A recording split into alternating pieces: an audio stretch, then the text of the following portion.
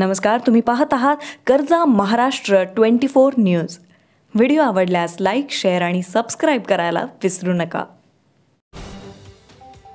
नागपूर जिल्ह्यातील Ramtek police station आणि Kanhan police station अंतर्गत पोलीस अधीक्षक नागपूर ग्रामीण यांच्या विशेष पथकानं वाळू तस्करांवर केलेल्या 2 वेगवेगळ्या कारवाईमध्ये पोलिसांनी 1,13,45,000 रुपयांचा माल जप्त केला असून 8 जणांवर गुन्हे नोंदवले आहे। रामटेक पोलीस ठाण्याअंतर्गत चारगाव येथील रिलायन्स पेट्रोल पंपाजवळ 2 टिप्पर थांबवून घेतलेल्या झडतीत एकूण 20 ब्रास सँडर व टिप्पर असा एकूण 71 लाखांचा माल जप्त करण्यात आला असून यामध्ये टिप्पर मालक जितेंद्र लांजेवार, कुशाल थोटे, चालक देवराज निषाद, राजेश बघेल आणि क्लीनर सावंत या प्रकरणी रामटेक पोलीस ठाण्यात कौशिक सह 5 जणांवर गुन्हा दाखल करण्यात आला। या प्रकरणी रामटेक पोलीस तपास करीत आहे।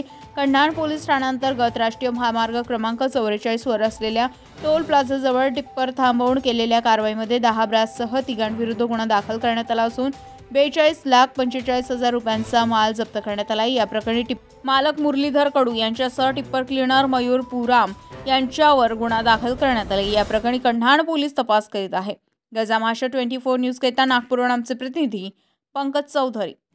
ताज्या घडामोडी आणि बातम्या जाणून घेण्यासाठी कर्जा महाराष्ट्र 24 न्यूज या आपल्या YouTube चॅनलला सबस्क्राइब करा आणि बेल आयकॉन दाबायला विसरू नका, जेणेकरून आपला व्हिडिओ आल्याची ताजी खबर तुम्हाला ताबडतोब मिळेल।